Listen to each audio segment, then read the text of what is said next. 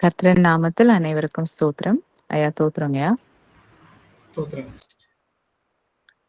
இன்றும் கூட நாம ஒரு புதிய வேத ஆய்வுக்குள்ள கலந்து கொள்ளலாம். வேத ஆய்வு தொடங்குவதற்கு முன்பாக நாம் ஜெபிக்கலாம்.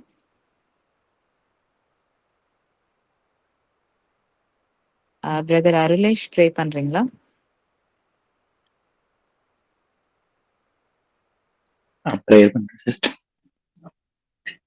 ஜெபம் செய்வோம்.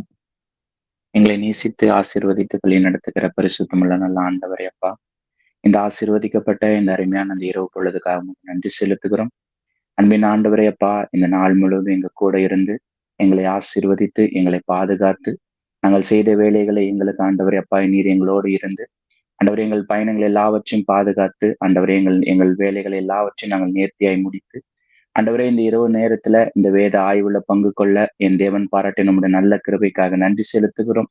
ஆண்டவரே அப்பா, அநேக பணிகளுக்கு மத்தியிலும் உமக்காய் நேரத்தை ஒதுக்கி ஓடோடி வந்திருக்கிற ஒவ்வொருவரையும் உங்க கரத்துல ஒப்புவிக்கிறோம் அப்பா. ஆண்டவரே அப்பா, அவர்கள் எல்லாரையும் நீர் ஆசீர்வதிங்க.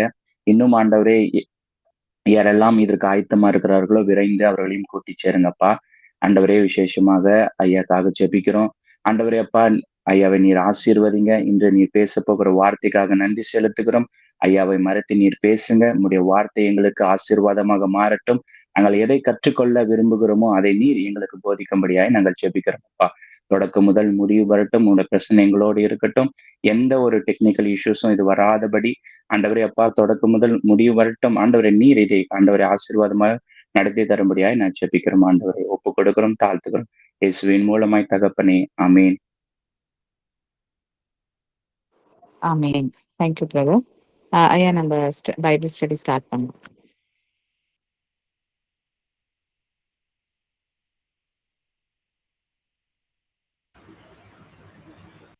அன்பானவர்களே, அனைவருக்கும் ஸ்தோத்திரம். இந்த நாளிலே நம்ம வேதாய்வுக்காக எடுத்துக்கொண்ட தலைப்பு நிர்பந்தமான மனுஷன் என்பதாகும்.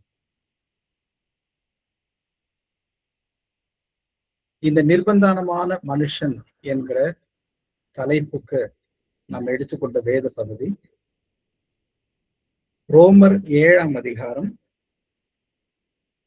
வசனங்கள் 19 24 வரை இருக்கக்கூடிய வசனங்கள். அதைதான் நம்ம இந்த வேதாய்வுக்கான ஆதார வசனமாக நாம் எடுத்துக்கொள்ளலாம்.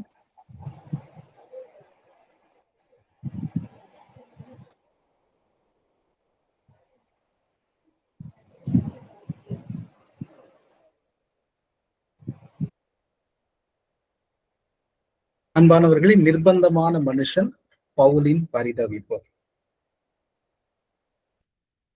இன்றைக்கு நாம் வாழ்கிற வாழ்க்கை இணைய உலக வாழ்க்கை. இணையம் இல்லாமல் நாம் வாழ முடியாது. இன்டர்நெட் இல்லாமல் நாம் வாழ முடியாது. இந்த இன்டர்நெட் 2 வகையாக நம்முடைய வாழ்வில் இணைந்திருக்கிறது. ஒன்று சமூக ஊடகங்களாக, இன்னொன்று வெப்சைட் என்று சொல்லப்படுகிற இணையதளங்கள் வழியாக. சமூக ஊடகங்கள் வேறு, வெப்சைட்ஸ் என்று சொல்லப்படுகிற இணையதளங்கள் வேறு. சமூக ஊடகங்கள் என்பவை யூடியூப், ஃபேஸ்புக், இன்ஸ்டாகிராம் போன்ற ஒருத்தர் இன்னொருத்தரோடு கனெக்ட் ஆகிற,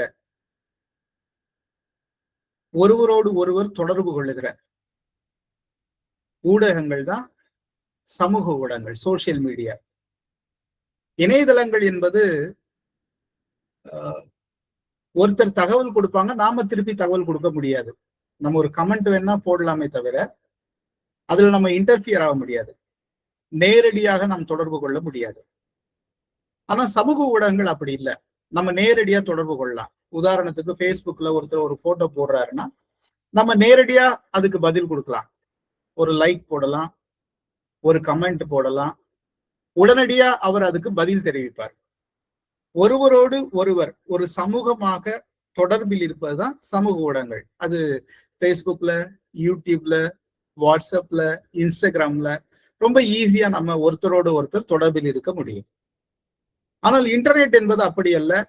அது ஒரு நிறுவனத்தினுடைய ஒரு அதிகாரப்பூர்வமான வலைப்பக்கம்.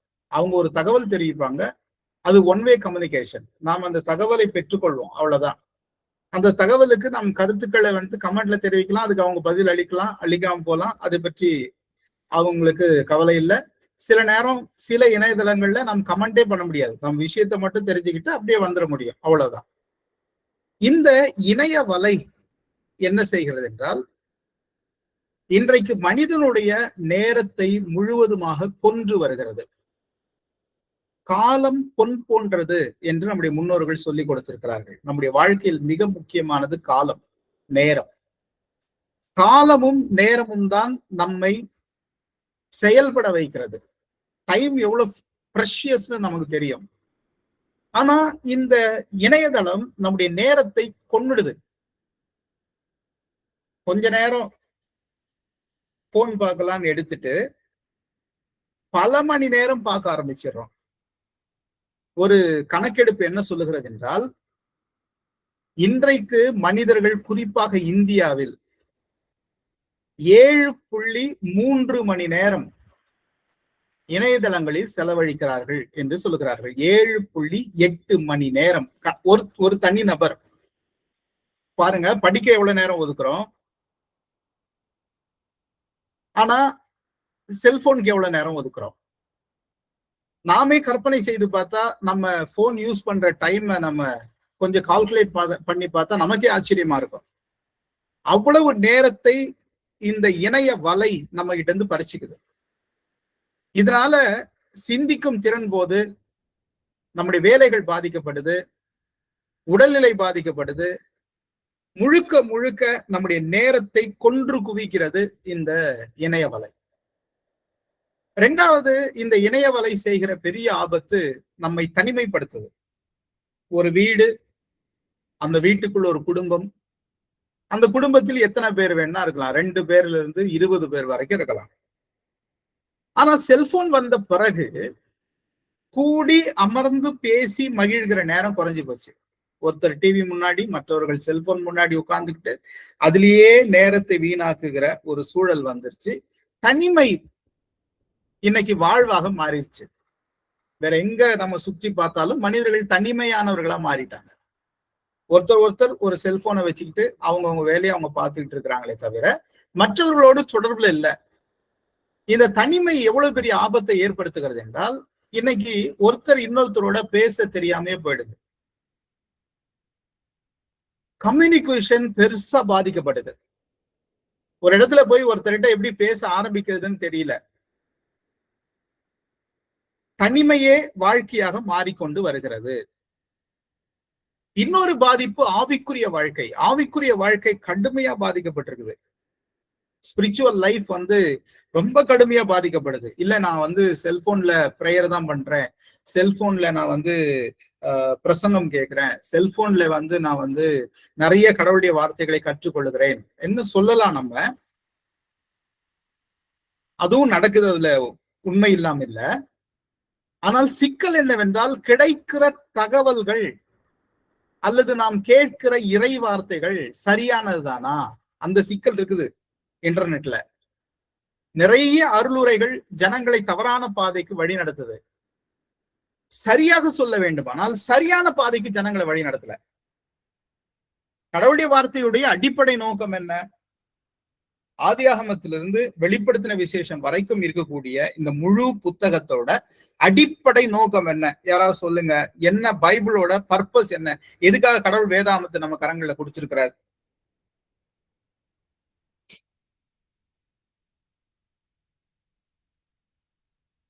கடவுளின் அன்பை மற்றவருக்கு நம்ம புரிஞ்சுக்கிட்டு மற்றவங்களுக்கு சொல்றதுக்காக. கடவுளுடைய அன்பை நாம் அறிந்து கொண்டு மற்றவர்களுக்கு கடவுள் அன்பை தெரியப்படுத்துவது. வேற என்ன சொல்லலாம்? அவருடைய வார்த்தைகளை நாம் கற்றுக்கொண்டு எப்படி நடக்க வேண்டும் என்பதை சொல்லிக் கொடுத்தது. வேற என்ன சொல்லலாம்? அவரை பற்றி நம்ம கடவுளை பற்றி அறிந்து கொள்வது. வேதாகமத்தினுடைய அடிப்படை நோக்கம், பதில் சொன்ன ஒவ்வொருத்தருக்கும் நன்றி. ஆனா உண்மையில வேதாகமத்தோட அடிப்படை நோக்கம் என்னங்கிறத இயேசு சொல்லி கொடுக்கிறார். உன் முழு இதயத்தோடும் உன் முழு ஆத்மாவோடும் உன் கடவுளாகிய கர்த்தரிடத்தில் அன்பு கூறுவாயாக. உன் முழு இதயத்தோடும் உன் முழு ஆத்மாவோடும் உன் அயலானிடத்தில் அன்பு கூறுவாயாக. இதுதான் திருமறையினுடைய அடிப்படை நோக்கம். வேற எதுவும் திருமறையோட நோக்கம் இல்லை. கடவுள் யார் என்பதை திருமறை நமக்கு கற்றுக் கொடுக்கிறது, அதை கற்றுக்கொள்கிறோம். அந்த கடவுள் யார் என்பதை மற்றவர்களுக்கு தெரிவிக்கிறோம். ஏன் கடவுள் யார் என்று தெரிந்து கொண்டோம், ஏன் இந்த கடவுளை மற்றவர்களுக்கு அறிவிக்கிறோம். நம்ம என்ன மதம் பரப்புற வேலை செஞ்சிட்டு இருக்கிறோமா? இந்த கடவுளை வழிபடுவதற்கென்று ஜனக்கூட்டத்தை உருவாக்குறது நம்முடைய வேலையா? அது இல்ல நம்முடைய வேலை. இந்த கடவுளை நாம் ஏன் அறிந்து கொண்டோம் என்றால், அவர் ஒரு புது வாழ்க்கையை கற்றுக் கொடுக்கிறார். அவரிடத்தில் அன்பு கூறுகிற, சகமனிடத்தில் அன்பு கூறுகிற வாழ்க்கையை கற்றுக்கொள்கிறார். ஏன் இன்னொருவருக்கு இந்த கடவுளை கொண்டு போய் சேர்க்கிறோம் என்றால், அவர்கள் இந்த கடவுளின் அன்பு கூறவும், அவர்கள் மற்றவர்களை நேசிக்கிற ஜனசமூகமாக மாறவும் இந்த கடவுளை கொண்டு போய் சேர்க்கிறோம். அதுக்குதானே சர்ச், அதுக்குதானே திருவிருந்து ஆராதனை, அதுக்காக தானே ஒன்று கூடுகிற ஆராதனை. யோசிச்சு பாருங்க, கடவுளை வழிபடுறதுக்கு எல்லாரும் ஒரே நேரத்துல தான் வரணுமா? ஏன் காலைல 6 மணிக்கு வரலாம், 11 மணிக்கு வரலாம், 12 மணிக்கு வரலாம், எனக்கு சண்டே ஒர்க் இருக்குது, நான் ஈவினிங் வந்து ப்ரேயர் பண்ணிக்கிறேன்னு சொல்லலாம். இல்ல, அப்படி முடியாது. சர்ச் டைமுக்கு தான் வரணும்னு ஏன் சொல்றோம்? இது அன்பை பரிமாறிக்கொள்ளுகிற வாழ்க்கை. ஒருவரோடு ஒருவர் இணைந்து ஒரு ஜன சமூகமாய், அன்பின் சமூகமாய் உருவாகிறது தான் திருமறையினுடைய அடிப்படை நோக்கம். ஆனா அந்த செய்தி இன்னைக்கு கிடைக்குதா அப்படின்னு யோசிச்சு பார்த்தோம். ஆனால் அந்த செய்தி இன்னைக்கு முழுசா நமக்கு வந்து சேரல. அப்படி வந்து சேர்ந்திருந்தால் கிறிஸ்தவர்களுக்குள்ள பிரிவினையும் பிரச்சனைகளும் இருக்காது. இந்த சத்தியம் அறிவிக்கப்பட்டிருக்குதா அப்படின்னா இல்ல. இன்னைக்கு சமூக ஊடகங்கள்ல சொல்லப்படுகிற செய்தி என்னவா இருக்குதுன்னா, ஏதோ அவர்கள் தேவைகளை அடிப்படையாக கொண்டோ அல்லது ஜனங்கள் மத்தியில் ஒரு அவேர்னஸ் கிரியேட் பண்ற ஒரு சொற்பொழிவுகளாகவோ இருக்குதே தவிர, இது ஆவிக்குரிய வாழ்வுக்கான பயணமாக மாற்றப்படவில்லை. ஆவிக்குரிய வாழ்க்கை என்பது ஆன்மாவை மையப்படுத்தியதாக இருக்க வேண்டும். ஆன்மாவை மையப்படுத்தியதாக இருக்க வேண்டும் என்றால் அது அன்பை மையப்படுத்தியதாக இருக்க வேண்டும். இயேசு திரும்ப திரும்ப சொல்லிக் கொண்டிருப்பார், உங்க சரீரங்களை பற்றி நீங்கள் கவலைப்படாதீர்கள், சரீரம் அவசியம் இல்லாது, ஆத்மாவை காத்துக் கொள்ளுங்கள் என்று சொல்வார். ஆத்மா தான் முக்கியமானது. அந்த ஆத்மாவில் அன்பு இருக்க வேண்டும். அடுத்து இந்த சமூக ஊடகங்கள், இணையதளங்கள் இருக்கிற பிரச்சனை என்னவென்றால், தவறான தகவல்கள் பரப்பப்பட்டு கொண்டே இருக்குது. தினம் தினம் ஒவ்வொரு நாளும் ஆயிரக்கணக்கான தவறான தகவல்கள் இன்னைக்கு இந்த உலகத்துல பரப்பப்பட்டுக்கிட்டே இருக்குது. அது உண்மையா பொய்யா ஜனங்களுக்கு தெரியாது. அந்த தகவல்களை நம்ம திரும்ப திரும்ப திரும்ப பாக்குறதுனால, கேட்கறதுனால அது உண்மை என்கிற நம்புகிற நிலைமைக்கு நாம் தள்ளப்பட்டு இருக்கோம். அதுதான் இந்த இணைய வலையினுடைய மிகப்பெரிய ஆபத்து. இந்த ஆபத்தை இணைய வலை செய்து கொண்டே இருக்கிறது. சரி, இதெல்லாம் நமக்கு தெரியுமானா தெரியும். அது நம்ம நேரத்தை கொள்கிறது, நான் சொல்லிதான் தெரியணும்னு இல்லை, நம்ம எல்லாருக்குமே தெரியும். செல்போன் நம்மை தனிமைப்படுத்துகிறது, நான் சொல்லிதான் தெரியணும்னு இல்லை, நம்ம எல்லாருக்கும் தெரியும். செல்போன் இன்றைக்கு ஆவிக்குரிய வாழ்க்கையை பாதித்திருக்கிறது, சொல்லிதான் தெரியணும்னு இல்லை, எல்லாருக்கும் தெரியும். செல்போன்ஸ்ல நிறைய தவறான தகவல்கள் சமூக ஊடகங்கள் வழியாக, இணையதளங்கள் வழியாக பரப்பப்படுகிறது, எல்லாருக்கும் தெரியும். ஆனா ஏன் நிறுத்த முடியல? ஏன் செல்போன் பார்க்காம இருக்க முடியல? ஏனென்றால் அதுதான் பவுல் சொல்லுகிறார். ரோமர் 7ஆம் அதிகாரம் 19வது வசனம் ஒருவர் வாசியுங்கள். ரோமர் 7. ஆதலால் நான் விரும்புகிற நன்மையை செய்யாமல் விரும்பாத தீமையை செய்கிறேன். பவுல் என்ன அழகா எக்ஸ்பிளைன் பண்றாரு பாருங்க.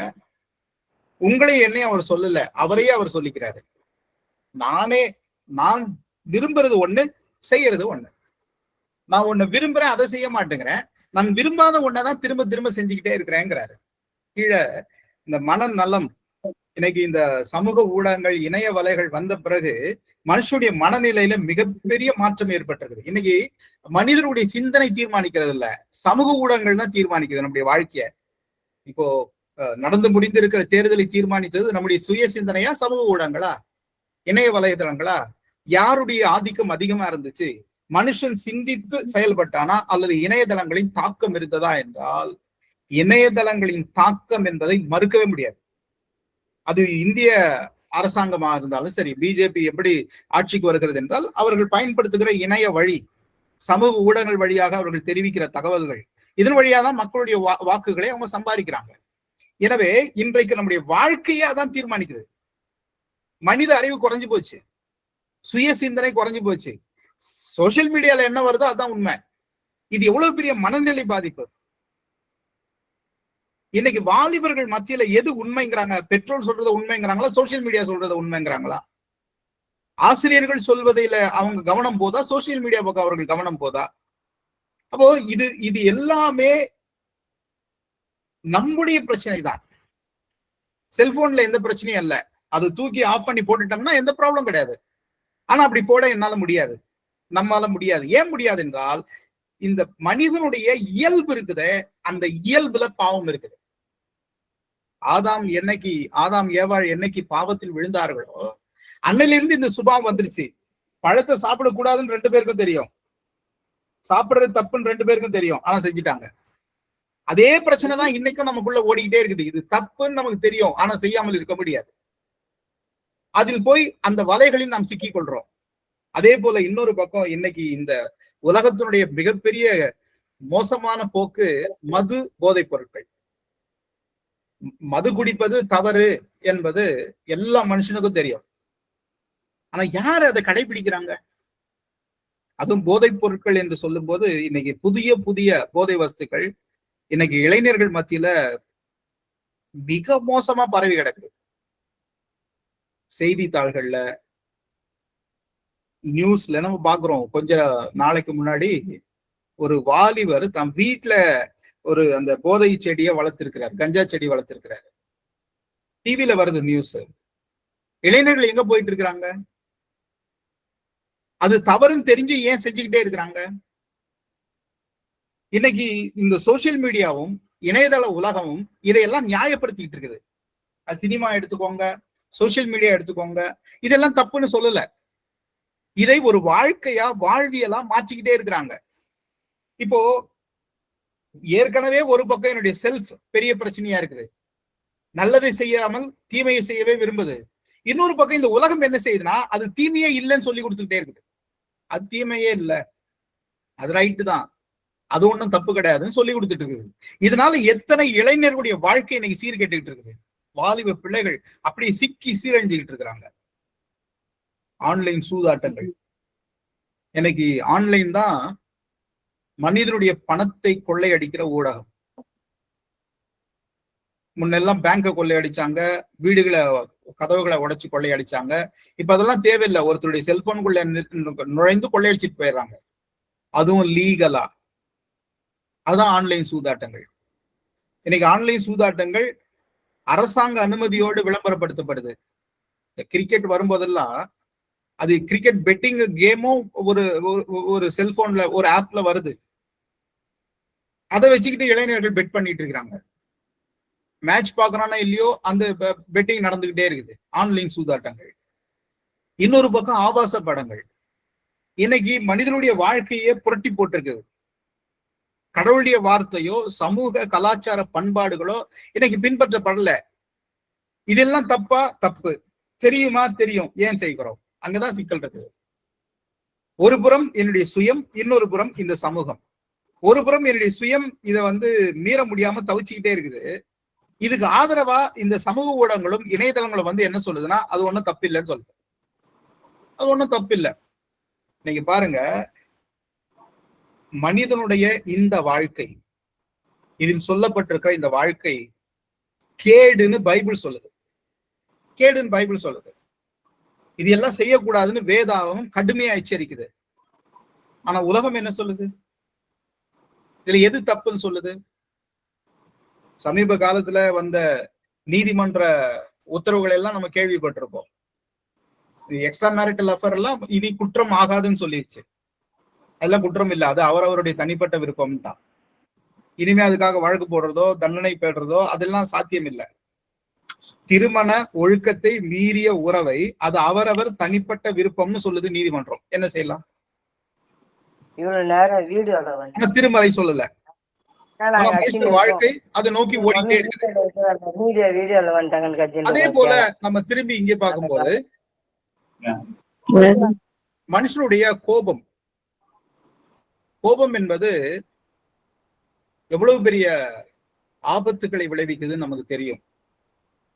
உங்கள் கோபம் சூரியன் அஸ்தமிக்கிறதுக்கு முன்னதாக தனிய கடவுதுன்னு பைபிள் சொல்லுது. சூரியன் மறையத்துக்குள்ள உங்க கோபம் மறைஞ்சிட்டோம்னு சொல்லுது. ஆனா கோபத்தை நம்மால கண்ட்ரோல் பண்ண முடியுதா?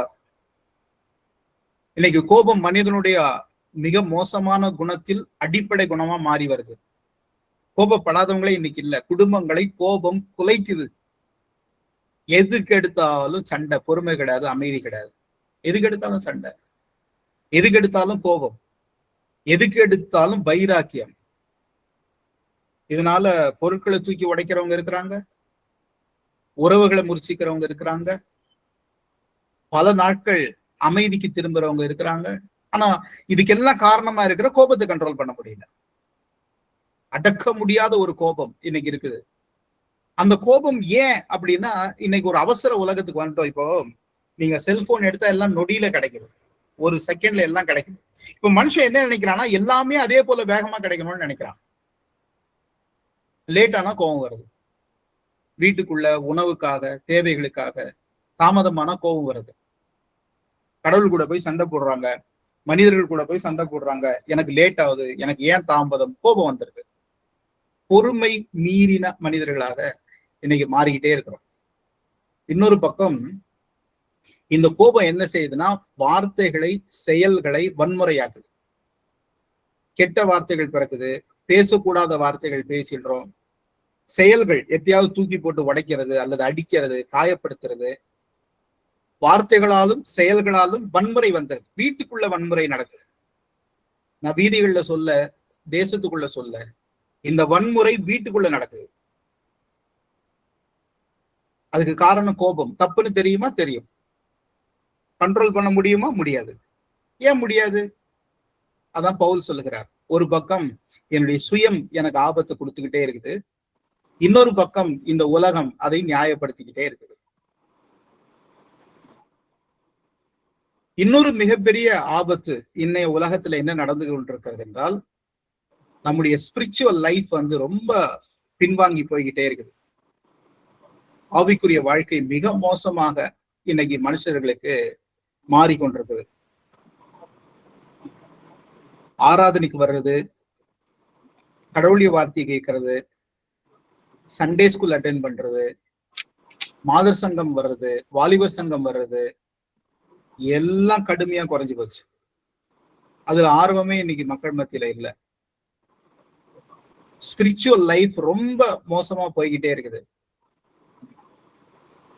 இன்னைக்கு கடவுளை கேள்வி கேட்கறது, ஆராதனைகளை கேள்வி கேட்கறது, இந்த பழக்க வழக்கத்துக்கு வந்துட்டோம். ஜெப வாழ்க்கை, அருளுரையில் ஊறி போகிற வாழ்க்கை இன்னைக்கு ரொம்ப கடுமையா பாதிக்கப்பட்டிருக்குது. இந்த வீழ்ச்சியிலிருந்து நாம் மீண்டு வர முடியாம தவிச்சுக்கிட்டே இருக்கிறோம். இதுவும் தப்புன்னு எல்லாருக்கும் தெரியும். எல்லாருக்கும் தெரியும், தப்பு செய்யறவங்களுக்கும் தெரியும். ஆனா ஏன் இந்த சுபாவம் மிகப்பெரிய ஆபத்தை உண்டாக்கிக்கிட்டே இருக்குது? அதனாலதான் பவுல் சொல்லுகிறார், நான் நன்மை செய்ய விரும்புகிறேன், ஆனால் விரும்பாத தீமையையே செய்து கொண்டிருக்கிறேன் என்று சொல்லுகிறார்.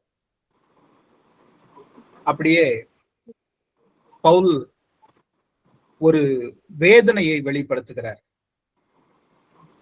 21வது வசனம், ஆனபடியால் நன்மை செய்ய விரும்புகிற என்னிடத்தில் தீமை உண்டென்று ஒரு பிரமாணத்தை காண்கிறேன். ஆமா, என்கிட்ட நன்மை செய்கிற பிரமாணம் இருப்பதை போல தீமை செய்கிற பிரமாணமும் ஒண்ணு இருக்குது. அந்த தீமை தான் என்னை ஆட்டி படைக்குதுங்கிறார். அந்த தீமை தான் என்னை ஆட்டி படைக்குது. அப்போ நம் ஒவ்வொருவருக்குள்ளும் 2 பிரமாணம் இருக்குது. ஒரு பக்கம் நன்மை செய்யும் பிரமாணம், இன்னொரு பக்கம் தீமை செய்யும் பிரமாணம். இதுல எது நம்மை ஆக்கிரமிக்கிறது? பவுல் சொல்லுகிறார், எனக்குள்ள இருக்கிற 2 பிரமாணங்களை நான் ஒத்துக்கணும். இன்னைக்கு எத்தனை பேர் ஒத்துக்கிறதுக்கு தயார்? பவுல் பாருங்க, அக்செப்ட் பண்ணிக்கிட்டாரு. ஆமா, எனக்குள்ள நன்மையும் இருக்கு, எனக்குள்ள தீமையும் இருக்கு. ஆனா இங்க என்ன சிக்கல்னா, ஒரு வீட்டுக்குள்ள கூட எனக்குள்ள தீமை இருக்கு அப்படிங்கறத அக்செப்ட் பண்றதுக்கு ஆட்கள் இல்லை. நான் கரெக்ட், நான் செய்யறது சரி, நான் பேசுறது சரி, நான் சொல்றது மட்டும்தான் சரி, நான் பேசுறது மட்டும்தான் சரி. எப்படி அது சரியாகும்? அப்படி ஒரு பிரமாணமே இல்லைங்கிறார் பவுல். 2 பிரமாணம் இருக்குது நமக்குள்ள. ஒரு பக்கம் நன்மை இருக்கு, இன்னொரு பக்கம் தீமை இருக்கு. ரெண்டும் இல்லாத மனிதர்கள் இந்த உலகத்திலே இல்லை. ரெண்டு பிரமாணங்களும் தான் நமக்குள்ள செயல்பட்டு கொண்டே இருக்கிறது. நாம் கிறிஸ்து அல்ல ஒரே பிரமாணத்தோடு வாழ்வதற்கு. ஏனென்றால் கிறிஸ்து கடவுள், அவர் பரிசுத்த ஆவியினால் உட்பவித்து பிறந்தவர். அவருக்குள் பாவம் என்கிற பிரமாணமே இல்லை. நாம் அப்படி இல்லையே. நமக்குள்ள ரெண்டு பிரமாணங்களும் இருந்து கொண்டே இருக்கு. இந்த ரெண்டு பிரமாணம் நமக்குள் இருந்து கொண்டே இருக்கிறது. அடுத்த வசனம் வாசிக்கலாம். 22. உள்ளான மனுஷனுக்கு ஏற்றபடி தேவனுடைய நியாய பிரமாணத்தின் மேல் பிரியமாயிருக்கிறேன். ரொம்ப அழகா சொல்றாரு. உள்ளான மனுஷனுக்கு இதெல்லாம் சரின்னு தெரியும். எதெல்லாம் சரியோ அதெல்லாம் சரின்னு தெரியும். இன்னும் சொல்ல போனா பிரமாணத்தின் மீது மிகுந்த அன்பு இருக்குதுன்றாரு. எனக்கு கடவுளுடைய வார்த்தையின் மீது மிகப்பெரிய அன்பு. இன்னைக்கு உலகத்துல கடவுளுடைய வார்த்தையை தப்புன்னு யாரும் சொல்ல, அந்த பிரமாணத்தின் மீது ஆசை இல்லாமல் இல்ல. அது உள்ளார்ந்த மனுஷனுக்கு நல்லா தெரியுது. ஆனா சிக்கல் எங்க? தொடர்ந்து வாசிக்கலாம். ஆகிலும் என் மனதின் பிரமாணத்துக்கு விரோதமாய் போராடுகிற வேறொரு பிரமாணத்தை என் அவயங்களில் இருக்க காண்கிறேன். ஆனா இன்னொரு பிரச்சனை எனக்குள்ள இருக்குது. எனக்குள்ள இன்னொருத்தர் இருக்கிறாரு, அவர்தான் பாவம். அந்த பிரமாணம் என்னை ஆக்கிரமிச்சுக்கிட்டே இருக்குது. அது என்னை செய்ய வேண்டியதை செய்ய விடாமல் தடுத்து கொண்டே இருக்கிறது. செய்ய விடாமல் தடுத்து கொண்டே இருக்குது. ஏன்? இன்னைக்கு மனிதனுடைய மனநிலை உலகத்தை நோக்கி ஓட ஆரம்பிச்சிருச்சு, தேவைகளை நோக்கி ஓட ஆரம்பிச்சிருச்சு, பணத்தை நோக்கி ஓட ஆரம்பிச்சிருச்சு. இதனால என்ன நடக்குது என்றால், இந்த எந்த பிரமாணத்துக்கு முக்கியத்துவம் கொடுக்கறதுன்னு தெரியல அல்லது ரெண்டையும் சரியா கையாள தெரியல. அதுதான் இங்க சிக்கலை உண்டாக்குது. இதனால பெரிய பிரச்சனைகளும் சச்சரவுகளும் மன பாதிப்புகளும் உறவு பாதிப்புகளும் ஏற்பட்டு கொண்டே இருக்குது. ஆனா வேதம் ஒவ்வொன்றுக்கும் பதில் சொல்லிக்கிட்டே வருது. சில வசனங்களை வாசிச்சு கடவுள் நம்ம எப்படி இந்த சூழல்ல சரியா வழி நடத்துகிறார் நம்ம தெரிஞ்சுக்கலாம். 1 கொரிந்தியர் 6ஆம் அதிகாரம் 12ஆம் வசனம் ஒரு வாசிக்கலாம். 1 கொரிந்தியர் 6:12.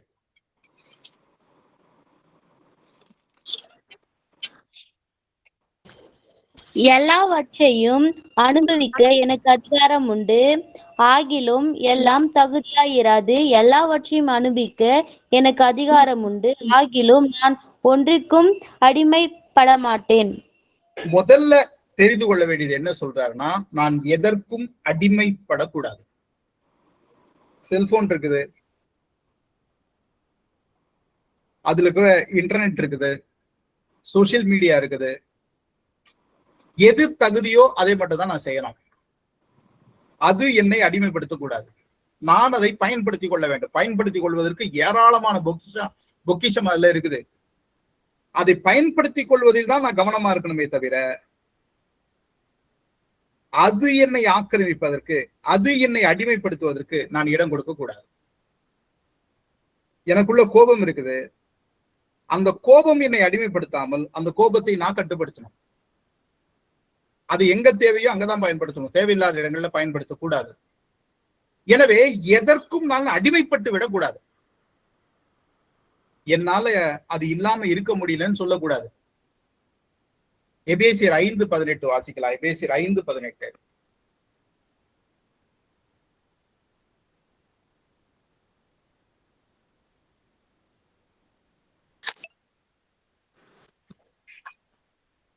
துர்மார்க்கத்திற்கு ஏதுவான மதுபான வெறி கொள்ளாமல் ஆவியினால் நிறைந்தது. இங்கேயும் பவுல் தான் சொல்லி கொடுக்கிறாரு, துன்மார்க்கத்துக்கு ஏதுவான மதுபான பொருட்களில் நாம் கவனம் செலுத்தக்கூடாது.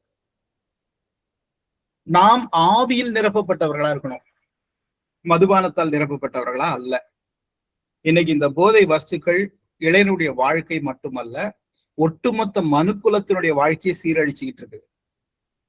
அதுவும் தடை செய்யப்பட்ட இந்த விஷயங்கள்லாம். ஆனா இன்னைக்கு கடவுள் ரொம்ப அழகா வசனத்தின் வழியா சொல்லி கொடுத்திருக்கிறாரு, அது நம்மை ஆக்கிரமிக்க கூடாது, அதற்குள் மனிதன் வீழ்ந்து போய் விடக்கூடாது, கர்த்தருடைய பிள்ளைகள் அதன் பின்னால் போய் நிற்க கூடாது.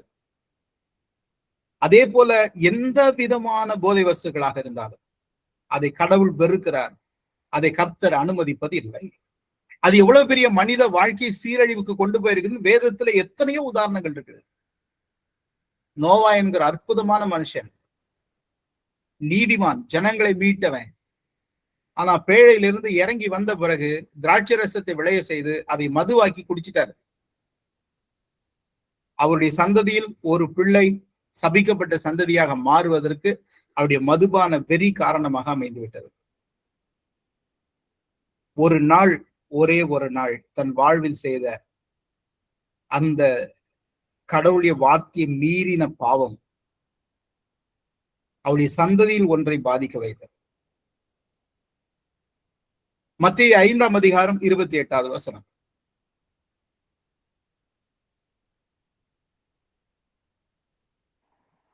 மத்தேயு 5 வசனம் 28.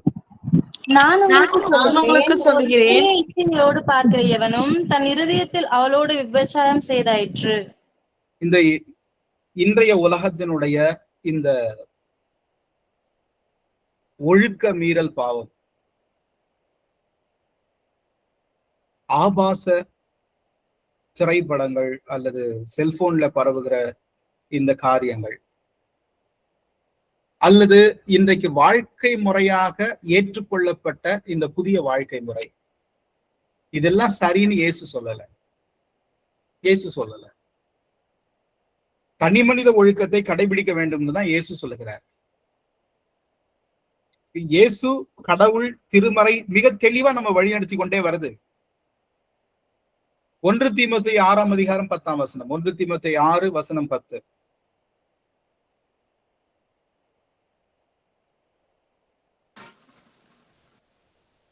பண ஆசை எல்லா தீமைக்கும் வேறா இருக்கிறது.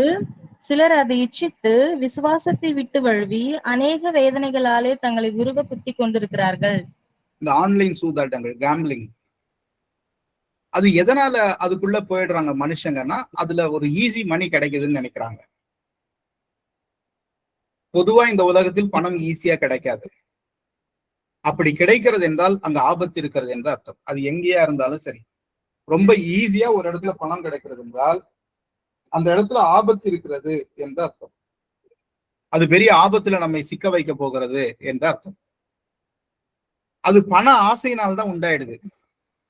இன்னைக்கு எத்தனை பேருடைய வாழ்க்கை அது சீரழிச்சிருக்குது, எத்தனை குடும்பங்கள் கண்ணீர்ல இருக்குது, எத்தனை பேர் வீடு வாசல்களை இழந்து நிக்கிறாங்க.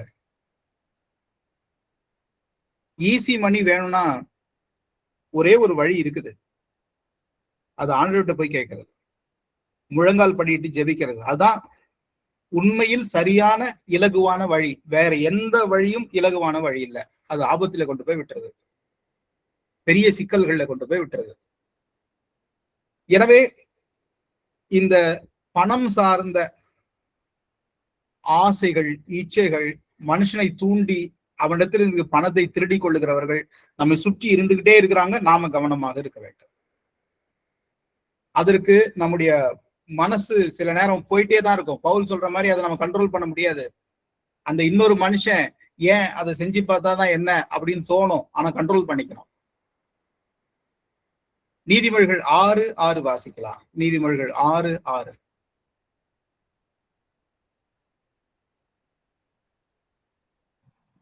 சோம்பேறியே, நீ எறும்பினிடத்தில் போய் அதன் வழிகளை பார்த்து ஞானத்தை கற்றுக்கொள். இந்த லேசினஸ், செல்போன் எடுத்துட்டு அந்த நேரத்தை கொன்னுடுது பாத்தீங்களா? அல்லது இன்டர்நெட்ல உட்காந்தா நேரம் போறதே தெரியாம போயிடுதே. அப்படி அந்த நேரத்தை வீணாக்குறத கண்டிக்கிறாரு கடவுள் நீதிமொழிகள் வழியா. நேரத்தை அப்படி ஒரே இடத்துல உட்காந்து வீணாக்க கூடாது.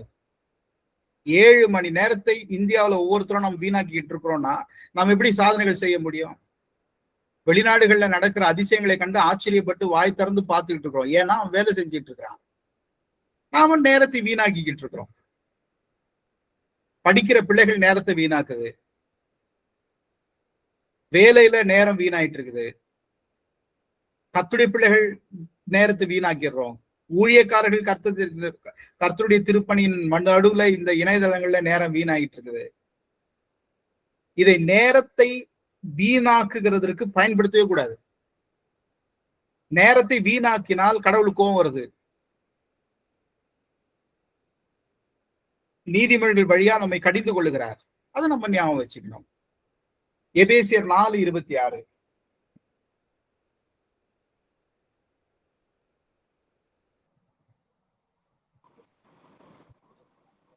நீங்கள் கோபம் கொண்டாலும் நீங்கள் பாவம் செய்யாதிருங்கள். நீங்கள் சூரியன் கோபம் கொண்டாலும் அஸ்தமிக்கிறதற்கு பாவம் முன்பாக செய்யாதீர்கள். சூரியன் உங்கள் அஸ்தமிப்பதற்கு எரிச்சல் தணிய முன்பாக கடவது. உங்கள் எரிச்சல் தணிய கடவது. கோபம் எரிச்சல் 2 வார்த்தைகளை பயன்படுத்துகிறார். இது கோபமோ எரிச்சலோ சீக்கிரம் தணிஞ்சிடணும். அது கண்டினியூ ஆகக்கூடாது.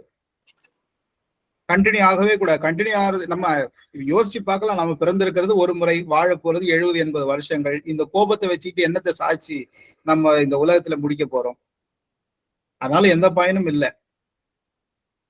அது தனியணும். தனியலைன்னா அது கோபமே இல்லை.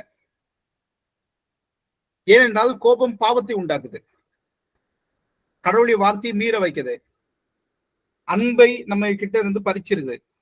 அன்பு போயிருச்சனால நம்ம கடவுளை விட்டு போயிட்டோம்னு அர்த்தம். எனவே கோபத்துக்கு இடம் கொடுக்க முடியாது, இடம் கொடுக்க கூடாது.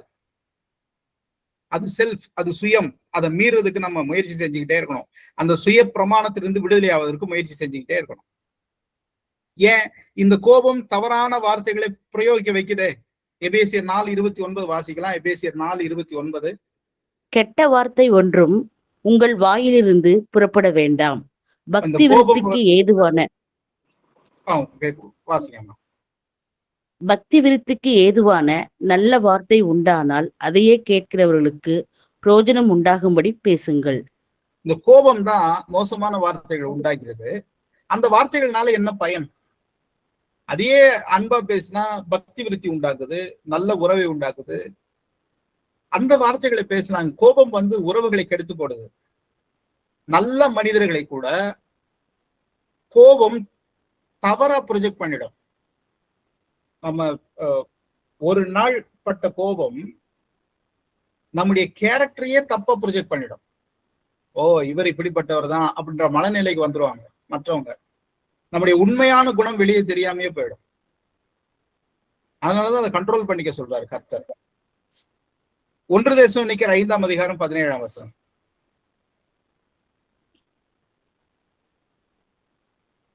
இடைவிடாமல் ஜெபம் பண்ணுங்கள். ஜெபம் பண்ணிக்கிட்டே இருங்க. ஸ்பிரிச்சுவல் லைஃப்ல இருந்து நம்ம விலகி போகவே கூடாது. நாம் ஆவிக்குரிய வாழ்க்கைக்கு அழைக்கப்பட்டவர்கள். கர்த்தருக்குள் தான் நம்முடைய வாழ்க்கை கட்டப்படணும். அதுக்குண்டே கர்த்தர் நம்மை அழைத்து கொண்டார், அவருடைய பிள்ளைகளா வாழ்வதற்கு, ஜபிப்பதற்கு, வேதம் வாசிப்பதற்கு, அந்த வார்த்தையை வாழ்க்கையில் கடைபிடிப்பதற்கு. அதற்கு நேரத்தை செலவிட்டு கொண்டே இருக்கணும். இது ரொம்ப பொல்லாத ஆபத்தான மோசமான உலகத்துக்குள்ள நம்ம வந்துட்டோம். ஒரு நாள் கூட அதிர்ச்சி செய்தி இல்லாத நாளே இல்லை கடந்த சில நாட்களா. இன்னைக்கு வயநாட்டுல இன்னொரு பெரிய நிலச்சரிவு ஏற்பட்டு அப்படியே அந்த வேலை செய்து கொண்டிருக்கிற மக்களை மண் அப்படியே மூடிடுச்சு. இப்போ சோசியல் மீடியால அந்த வீடியோ வைரலா பரவிட்டு இருக்கு. அதிர்ச்சி செய்தி இல்லாத நாளே இல்லை, ஆபத்து செய்தி இல்லாத நாளே இல்லை. நம்ம எவ்வளவு கடவுளுக்குள்ள இருக்க வேண்டிய நாட்கள் இதெல்லாம். ஆனால் கடவுளுக்குள் இருக்க விடாமல் பிசாசும் உலகமும் இந்த இணைய வலையின் வழியாக நம்மை அப்படியே ஓரங்கட்டி வச்சுக்கிட்டே இருக்குது. கடவுளுக்குள்ள நெருங்க விடவே மாட்டேங்குது. நாம் கடவுளோடு நெருங்கி இருக்க வேண்டும். எபிரேயர் 10:24-25. எபிரேயர் 10:24-25. மேலும் நாம் தேவைப்படும்படி ஒருவரை ஒருவர் கவனித்து சபை கூடி வருதலை சிலர் விட்டு விடுகிறது போல நாமும் விட்டு விடாமல் ஒருவருக்கொருவர் புத்தி சொல்ல கடவோம். நாளானது சமீபித்து வருகிறது எவ்வளவாய் பார்க்கிறீர்களோ அவ்வளவாய் புத்தி சொல்ல வேண்டும். நாம் கூடி வந்து கொண்டே இருக்க வேண்டும். ஒருவருக்கு ஒருவர் புத்தி சொல்லி கொண்டே இருக்க வேண்டும். புத்தி சொல்லுதல்னா நம்ம சுய வார்த்தைகள் இல்லை, கடவுளுடைய வார்த்தைகள். கூடி வந்து கொண்டே இருக்க வேண்டும். இப்போ நம்ம ஒவ்வொரு ஞாயிற்றுக்கிழமை ஆலயத்தில் கூடுகிறோம். சிலர் மிட்வீக் சர்வீஸ் வச்சு அதுல கூடுகிறோம். எக்ஸ்ட்ரா ஒரு நாள் இணையம் வழியா நம்ம கூடுகிறோம். அப்ப இது போன்ற கூடுகைகள் நமக்கு அவசியமா இருந்துகிட்டே இருக்குது. ஏனென்றால் இங்கதான் கடவுளுடைய வார்த்தையை பேசுகிறோம். இங்கதான் ஒருவருக்கு ஒருவர் புத்தி சொல்லிக் கொள்கிற வாய்ப்பு கிடைக்குது. இங்கதான் ஒருவரோடு ஒருவர் இறை வார்த்தைகளை பகிர்ந்து கொள்ளுகிற பாக்கியத்தை நாம் பெற்றுக் கொள்கிறோம்.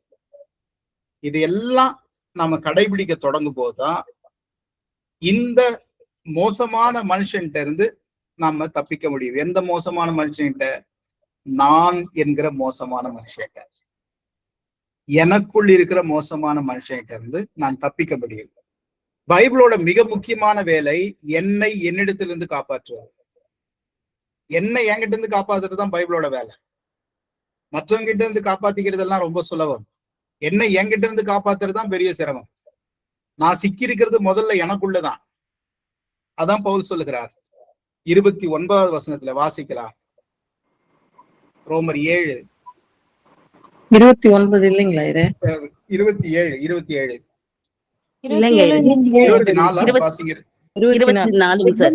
நிர்பந்தமான மனுஷன் நான், இந்த மனுஷன் நான். நிர்பந்தமானனா நான் சுதந்திரமாவே இல்லைங்கிறார். யார்கிட்ட சிக்கி இருக்கிறாரு? அவர்கிட்டதான் சிக்கி இருக்கிறாரு. அந்த வார்த்தை கவனிங்களேன், என்ன அழகா சொல்றாரு. நான் நிர்பந்தமான மனுஷன், எனக்குள்ள சுதந்திரம் இல்ல. யார்கிட்ட சிக்கிருக்கேன்னா நான் என்கிட்ட தான் சிக்கிருக்கேன்றார். நான் மாட்டி இருக்கிறது என்கிட்ட தான், மற்றவர்கள்கிட்ட இல்ல. மற்றவங்க கிட்ட நம்ம அவ்வளவு சீக்கிரம் மாட்டிக்கிறது இல்லையா, நம்ம எஸ்கேப் ஆயிடுறோமே. ஒருத்தரை எப்படி கையாளணும்னு நமக்கு தெரியுமே. அது கணவனோ மனைவியோ பிள்ளைகளோ சகோதரரோ உடன் பிறந்தவர்களோ சுற்றி வேலையில் இருக்கிறவர்களோ அவங்களை ஹேண்டில் பண்றதெல்லாம் நமக்கு செஞ்சிடறோம். அதெல்லாம் பிரச்சனை இல்லை. என்னை நான் ஹேண்டில் பண்றதுதான் சிக்கல்.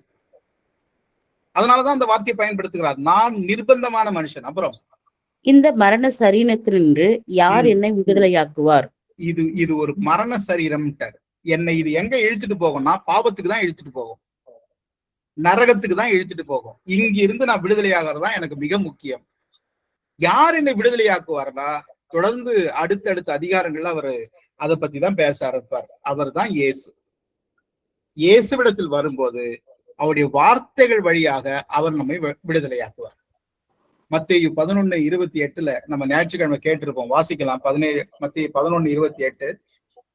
வருத்தப்பட்டு பாரம் சுமக்கிறவர்களே, நீங்கள் எல்லாரும் என்னிடத்தில் வாருங்கள், நான் உங்களுக்கு இளைப்பாறுதல் தருவேன். இந்த வசனம் மனப்பாடமா தெரிஞ்ச வசனம். ஆனா இந்த வசனம் இன்னும் முழுமை அடையல. இது கண்டினியூ ஆகணும். அடுத்த வசனத்தையும் சேர்ந்து வாசித்தாதான் இந்த வசனத்தோட மகிமை தெரியும். என்ன சொல்றாரு? வருத்தப்பட்டு பாரம் சுமக்கிறவர்களே, நீ எல்லாரும் இடத்தில் வாருங்கள், நான் உங்களுக்கு இளைப்பாறுதல் தருவேன். எப்படி தருவாரு? எப்படி நாம் பெற்றுக்கொள்வோம்? இது மந்திரமா? இது தந்திரமா? அல்லது நேரா போய் நின்ன உடனே நமக்கு அப்படியே மனம் அமைதி ஆயிடுமானா? இல்ல, அங்க ஒரு வழி இருக்குது. தொடர்ந்து வாசிக்கலாம். நான் சாந்தமும் மனத்தாழ்மையுமாய் இருக்கிறேன். என் நுகத்தை உங்கள் மேல் ஏற்றுக்கொண்டு என்னிடத்தில் கற்றுக்கொள்ளுங்கள், அப்பொழுது ரெண்டு காரியத்தை நீங்க செய்யணுங்கிறாரு. ஒன்று, நான் ஒரு நுகம் தரேன், அதை ஏத்துக்கணுங்கிறார். உங்க பாரம் நீங்க வேண்டுமானால் நான் ஒரு பாரம் தருவேன்றார். வருத்தப்பட்டு பாரம் சுமக்கிறவர்களே, நீங்கள் இடத்தில் வாருங்கள், நான் உங்களுக்கு இளைப்பாறுதல் தருவேன். எப்படி இளைப்பாறுதல் தருவேன்னா, நான் ஒரு பாரத்தை தூக்கி வச்சிருவேன். அந்த பாரம் ரொம்ப லேசு, ரொம்ப இலகு. அந்த பாரம்ங்கிறது என்ன? நான் கற்றுத் தருகிற வார்த்தைகள், நான் கற்பிப்பேன்கிறாரு. அப்போ இந்த இளைப்பாறுதல் எங்கிருந்து வரும் என்றால் கர்த்தருடைய வார்த்தையில் இருந்தா வரும். அந்த வார்த்தை கேட்கப்படணும், அந்த வார்த்தை வாழ்வாகணும். அந்த வார்த்தையை கேட்காமலேயே, அந்த வார்த்தைக்கு செவி கொடுக்காமலேயே ஆல்டர் முன்னாடி நின்னுட்டா நம்முடைய மனம் இளைப்பாறுதல் அடையாது. இறை வார்த்தை வழியாக வாழ்க்கை கட்டப்படும் போதுதான் அது இளைப்பாறுதலாக மாறும். எல்லாரும் சர்ச்சுக்கு வந்துகிட்டு தான் இருக்கிறாங்க, ஆராதனை செஞ்சுக்கிட்டு தான் இருக்கிறாங்க. சமாதானமாவா இருக்குது? ஏன் சமாதானம் இல்ல? வார்த்தை இல்லையே. ஜெபிப்பதும் துதிப்பதும் தானே இருக்குது. இறை வார்த்தை ஒரு சடங்கா தானே இருக்குது. அது வாழ்க்கையாவலையே. வாழ்க்கையாகும் போதுதான் அது சமாதானமாக மாறுகிறது. அங்கேதான் வார்த்தையினுடைய மகத்துவம் இருக்கிறது. எனவே நாம கூடி வரும்போதெல்லாம் இந்த வார்த்தைகளை கேட்கிறோம். இந்த வார்த்தைகள் நமக்கு வாழ்வாகுது. இந்த வார்த்தை வாழ்வாகும் போது நம்முடைய வாழ்க்கை இளைப்பாறுதலை நோக்கி பயணிக்கும், சமாதானமாகும். யோசிச்சு பாருங்க, இந்த நிர்பந்தமான மனுஷனை நாம் வெற்றி கொண்டு விட்டால் அமைதியான வாழ்க்கை வந்து சேருது, சமாதானமான வாழ்க்கை வந்து சேருது. அதைதான் கடவுள் இந்த வார்த்தையின் வழியாக நமக்கு கற்பித்து கொடுக்கிறார். எனவே அன்பானவர்களே, நாம் நிர்பந்தமான மனிதர்கள். நாம் விடுதலையாக வேண்டுமானால் இயேசுவிடத்தில் வர வேண்டும். இயேசு அவருடைய வார்த்தையை தருவார். இன்றைக்கு நாம் அநேக வார்த்தைகளை கேட்டோம்.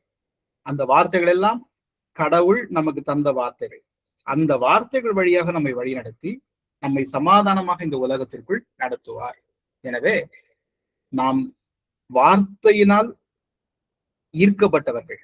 வார்த்தையானவர் மாமிசமாகி கிருபையும் சத்தியமும் நிறைந்தவராய் நம் மத்தியிலே வந்து வாசம் பண்ணினார். அந்த வார்த்தையானவரோடே வாழ வேண்டும்.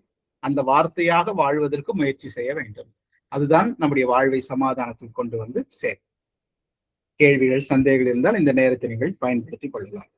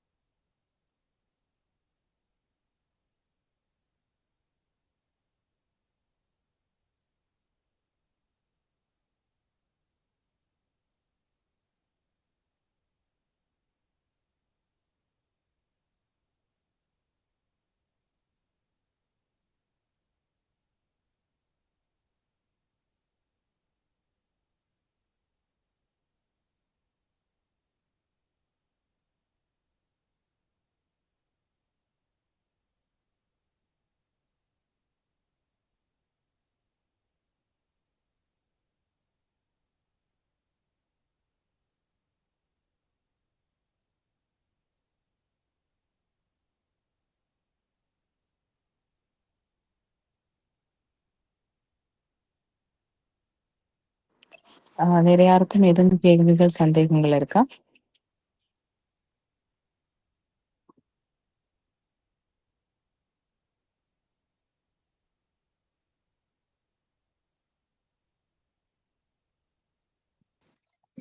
இது ரொம்ப சொல்லுங்க. தோத்துறங்க.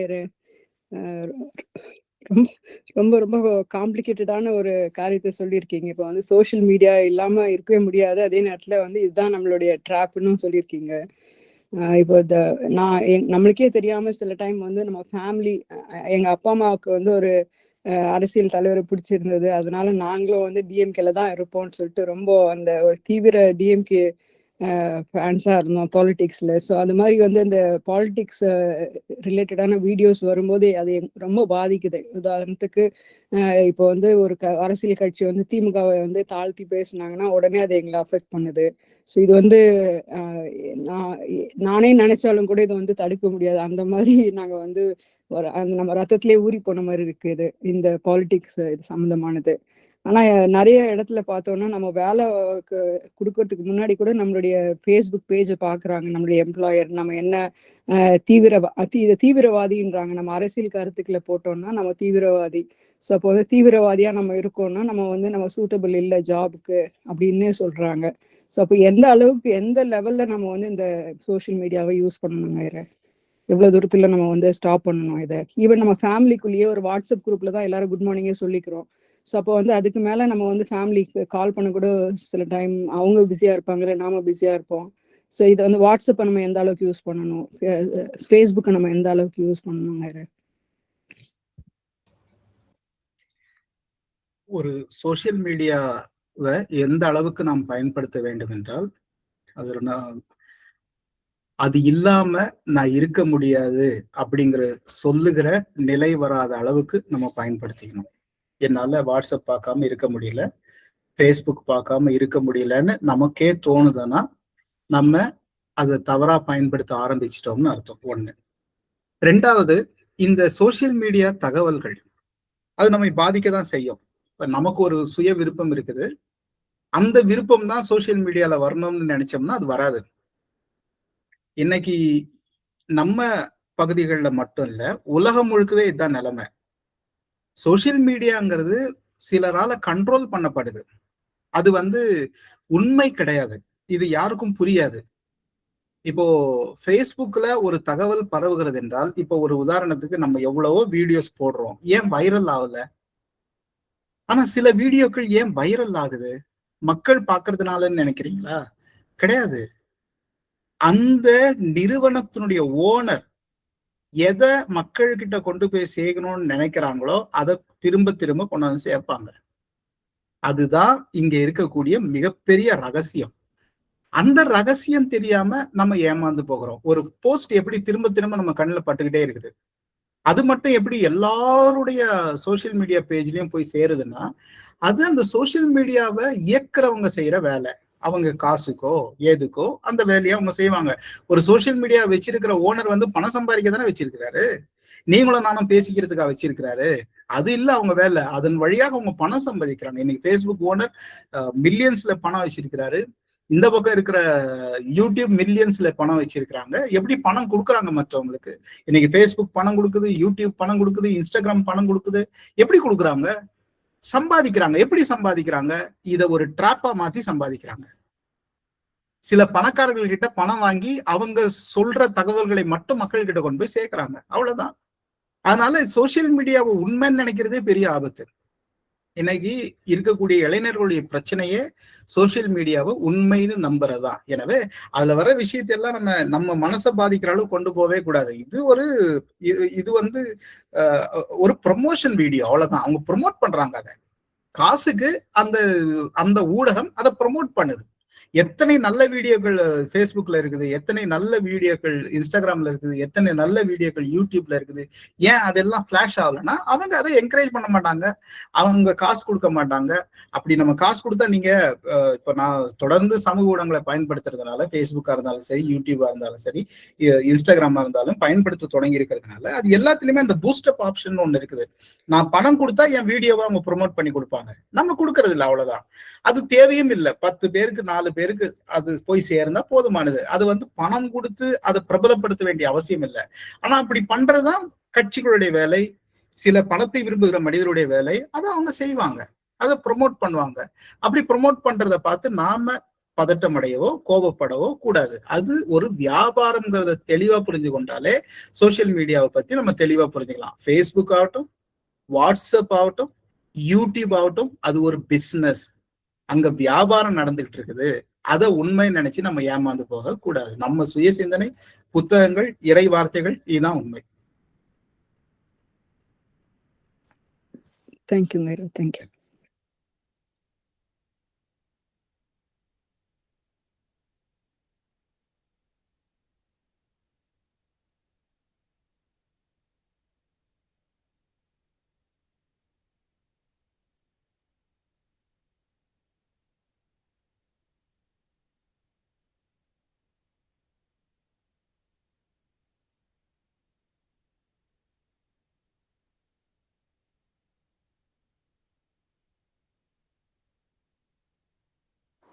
வேற யாருக்கும் எதுவும் கேள்விகள், சந்தேகங்கள் இருக்கா?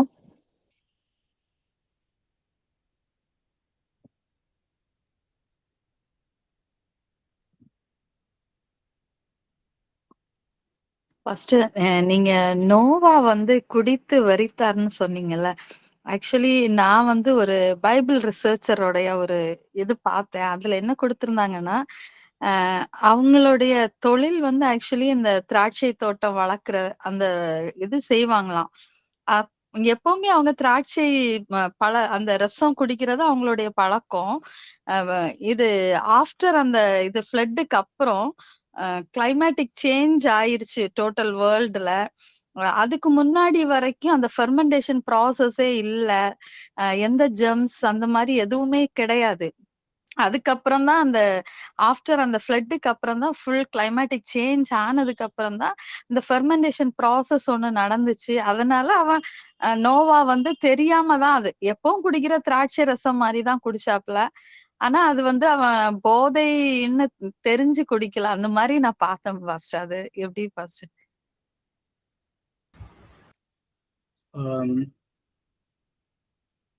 வேதத்தின் அடிப்படையில மது குடிப்பது தவறு.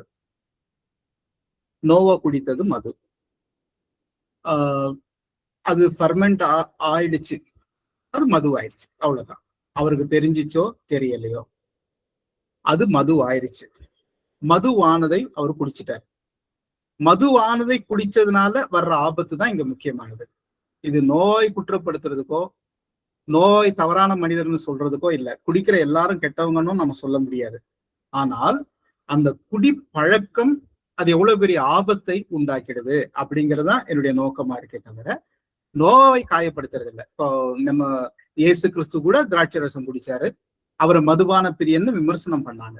அவர் குடிச்சது திராட்சை ரசம், அது கூட அது ஃபர்மெண்ட் ஒயினான்னு நமக்கு தெரியாது, அது அவர் குடிச்சிருக்க மாட்டாரு. கண்டிப்பா குடிக்கிறதுல அவருக்கு ஆர்வம் இருக்காது, இல்லைன்னா அதை கண்டிக்க மாட்டாரு. அவருக்கு அதுல ஆர்வம் கிடையாது. அவங்க திராட்சை ரசத்திலேயே நமக்கு 2 வகை இருக்குதுன்றது நமக்கு நல்லா தெரியும். ஒன்று மதுவாக்கப்பட்டது, இன்னொன்று மதுவாக்கப்படாதது. மதுவாக்கப்படாது உடலுக்கு நல்லது, ஆரோக்கியத்துக்கு நல்லது. ஆனா மது வாயிட்டா அது ஆபத்தா மாறி போயிடுது. அது மதுவா ஆனதுனால வந்த விளைவுதான் அந்த நோவா குடும்பத்தில் ஏற்பட்ட ஒரு சாபம். ஒரு குடும்பத்துக்கு வந்து சேர்ந்து மோவாபியர்களாகி சபிக்கப்பட்ட சந்ததியா மாறி போயிட்டாங்க. எனவே மது எவ்வளவு பெரிய தீமை உண்டாகும், அது தெரிஞ்சு செஞ்சாலும் சரி தெரியாம செஞ்சாலும் சரி, மதுதான் அதன் விளைவு மோசமானது.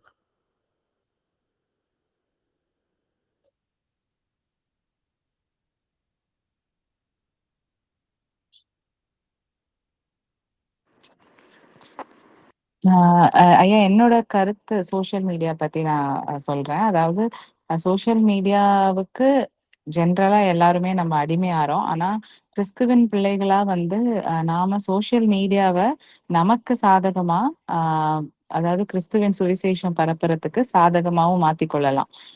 ஸோ சோஷியல் மீடியாவா இருக்கட்டும், எந்த ஆன்லைன் பிளாட்ஃபார்ம் வேணா இருக்கட்டும், அது மூலமா நாம கிறிஸ்துவின் சுவிசேஷத்தை பரப்புறதுக்கு அதை ஒரு டூலா கூட வந்து நம்ம பயன்படுத்தலாம்.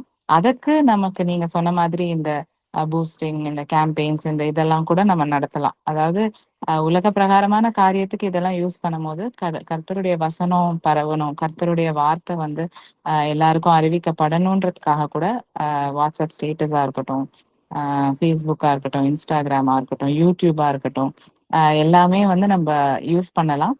என்னன்னா அது இவென்ச்சுவலா என்ன ஆயிடுதுன்னா, பிசாசானவன் வந்து அதை நம்மளோட சொந்த நம்மளோட ப்ரைடை குறிச்சு அதை வந்து டைவர்ட் பண்ணி விட்டுறான். ஸோ அதுல வந்து நம்ம ரொம்ப கேர்ஃபுல்லா இருந்தோம் அப்படின்னாலே வந்து நம்ம அந்த ட்ராப்குள்ள வந்து நம்ம விழாம இருப்போம். ஏன்னா நான் வந்து எஸ்பெஷலி அந்த ஐடி இதுல இருக்கேன். ஸோ கர்த்தருடைய கிருபையினால என்னோட விஷன் வந்து கிறிஸ்துவோட வார்த்தைக்காகவே வந்து எக்ஸ்க்ளூசிவா ஒரு ஆப் வந்து இருக்கணும். அந்த மாதிரி நிறைய ஆப்ஸ் இருக்கு. ஆனா எல்லாரும் அதுல வரலாம். எல்லாரும் வந்து அவங்களுக்கு கடவுள் வெளிப்படுத்தின வார்த்தை எல்லாரும் அதுல போடலாம்.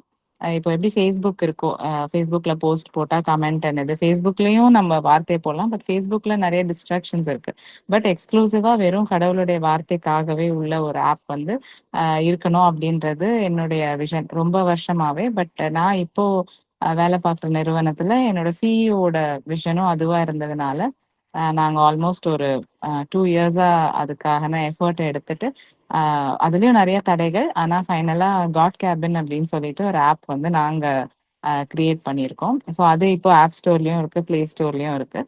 இதனுடைய மெயினான குறிக்கோள் என்னன்னா, நிறைய பேர் வந்து கர்த்தருடைய வார்த்தையை வந்து ரொம்ப தெளிவா வந்து விளக்குறாங்க. ஆனா அவங்க எல்லாம் வந்து இந்த உலகத்திற்கு தென்படுறது இல்லை.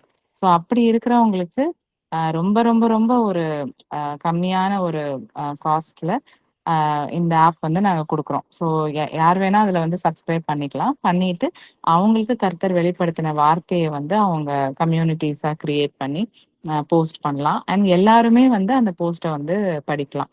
ஸோ அந்த மாதிரி ஒரு இது வந்து கிரியேட் பண்றதுக்கான கிருபையை கர்த்தர் அளித்திருக்கிறாரு.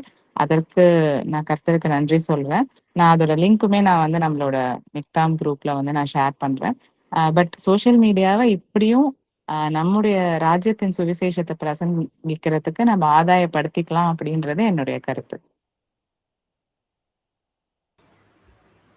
கண்டிப்பாங்க. முதல்ல இப்படி ஒரு முயற்சி எடுத்ததுக்கு வாழ்த்துக்கள். ஏன்னா இன்னைக்கு சோசியல் மீடியாவில் சத்தியத்தை அறிவிக்கிறவங்களால கொண்டு போய் சேர்க்க முடியறதில்ல. மக்கள்கிட்ட பெருவாரியான மக்கள் பார்வைக்கு அதை கொண்டு போய் சேர்க்க முடியறதில்ல.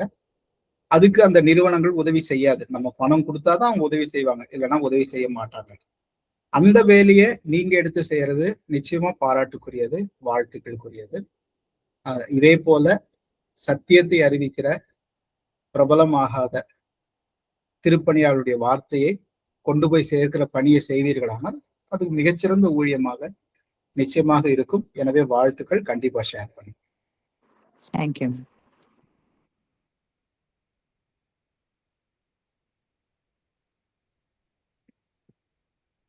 வேற யாருக்கும் எதுவும் கேள்விகள் இருக்கா? அப்படி இல்லைன்னா சாட்சிகள் ஏதாவது இருந்தா கூட பகிர்ந்து கொள்ளலாம்.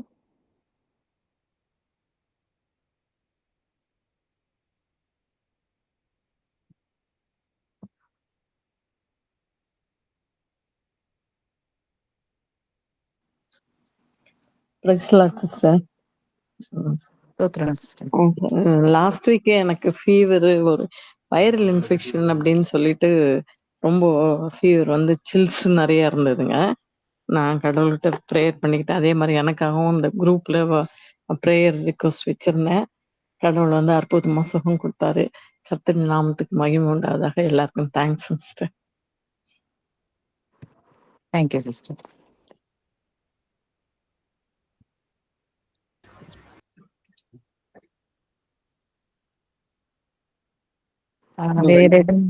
ரெண்டு ஜெப குறிப்புகள் இருக்கு. ஒண்ணு வந்து நம்ம ப்ரேயர்ல ஆக்டிவா இன்வால்வ் ஆகிற காட்வின் பிரசன்னாவுடைய பிறந்த நாள் இன்னைக்கு, அதுக்காக ப்ரேயர் பண்ணிக்கோங்க. அதே போல நம்ம ப்ரேயர்ல ரொம்ப ஆக்டிவா இருக்கிற அர்லேஷோட பிரதர், அவங்க குழந்தைக்கு தமிழ் செல்வின்னு ஒரு சகோதரி இதுல பார்ட்டிசிபேட் பண்ணுவாங்க. அவங்க குழந்தைக்கு பிறந்த நாள் ஜோனத்தன் குட்வின், அவனுக்கு பிறந்த நாள். அதையும் நீங்க ஜெபத்துல சேர்த்து கொள்ளும்படி கேட்டுக்கொள்கிறேன். கண்டிப்பாங்க. சிஸ்டர் சாந்தகுமாரி, உங்களுடைய பேர குழந்தை எப்படி இருக்காங்க?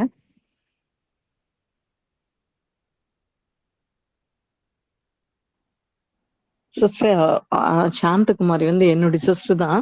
அவங்க ஹாஸ்பிட்டல்ல அட்மிட் பண்ணியிருக்காங்க. குழந்தை இப்ப நல்லா இருக்காங்க. மூச்சு திணறல் இருந்தது, இன்னும் ஃபீட் பண்றதுக்கு கொடுக்கல, ஐசியூல தான் வச்சிருக்காங்க. ஆனா குழந்தை நல்லா இருக்கு. அனைவன் நாளைக்கு நாளைக்கு டிஸ்சார்ஜ் பண்ணிடுவாங்க சிஸ்டர். தாயும் செய்யும் நல்லா இருக்காங்க. நல்லா இருக்காங்க. Thank you thank you sister.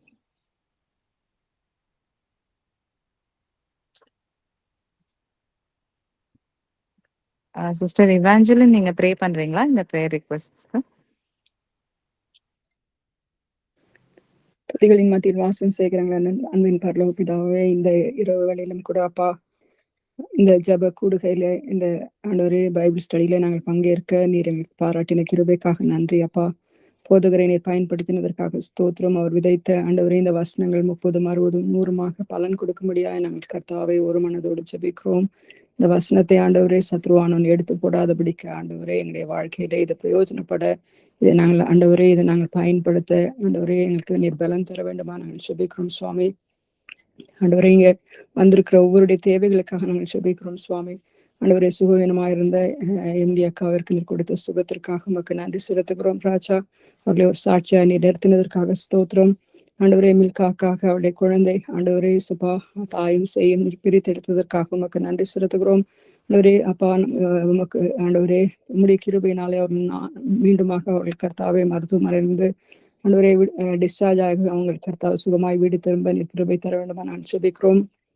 அப்படியே பிரபாகர் அங்கிளுக்காக நாங்கள் ஜெபிக்கிறோம். அவர் பரிபூர்ண சுகம் பெற்று ஆண்டவரே இயேசுப்பா அவர் மறுபடியும் நார்மலாக ஆண்டவரே அவருடைய பணிகளை தொடர நீர் கிருபை தர வேண்டுமா நாங்கள் ஜெபிக்கிறோம் சுவாமி.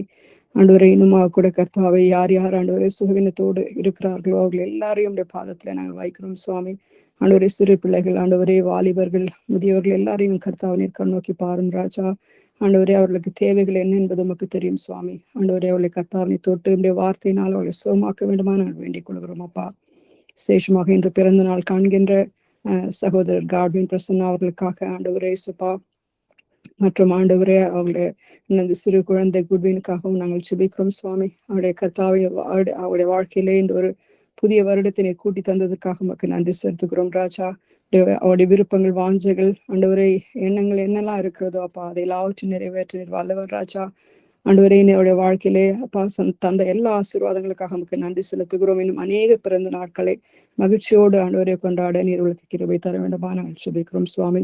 ஆண்டவர் விசேஷமாய் படிக்கிற பிள்ளைகளுக்கு ஆண்டவரே விசேஷத்தை ஞானத்தை கொடுத்து ராஜா அவருடைய வாழ்க்கையில அப்பா நமக்கு ஒரு சாட்சியாக ஆண்டவரே தேசத்துக்கு ஒரு ஆசீர்வாதமாக, குடும்பத்துக்கு ஒரு ஆசீர்வாதமாக அவரை மாற நீர் அவர்களை வழி நடத்த வேண்டுமா, ஆசீர்வதிக்க வேண்டுமா நாங்கள் வேண்டிக் கொள்கிறோம் சுவாமி. ஆண்டவரே விசேஷமாக ஆண்டவரே எங்களுடைய போதகருக்காக நாங்கள் வருகிறோம் ராஜா. அவர் கொடுத்திருக்கிற ஞானத்துக்காக உமக்கு ஸ்தோத்திரம், அவர் கொடுத்திருக்கிற வரங்களுக்காக உமக்கு ஸ்தோத்திரம், அவர் கொடுத்திருக்கிற அபிஷேகத்துக்காக ஸ்தோத்திரம்.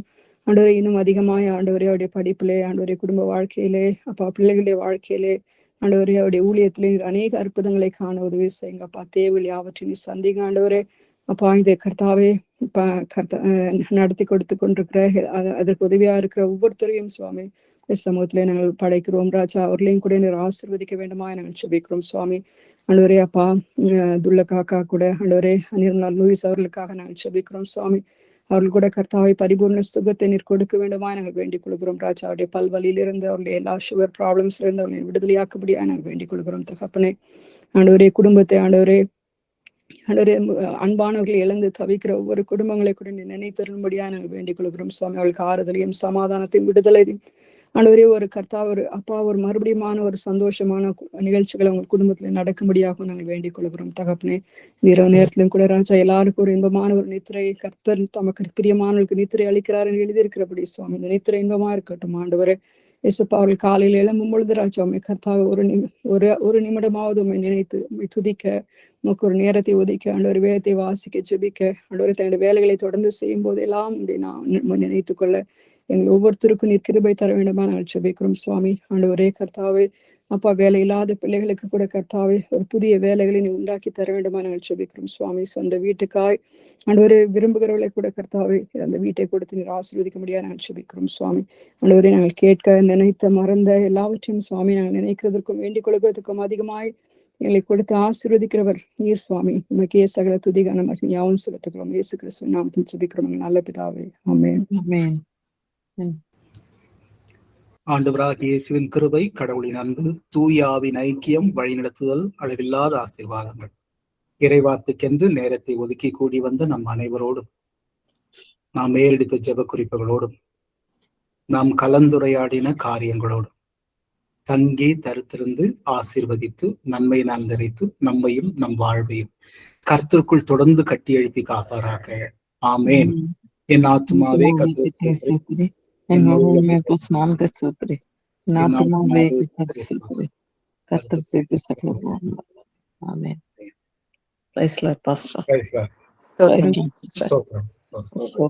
Praise Lord.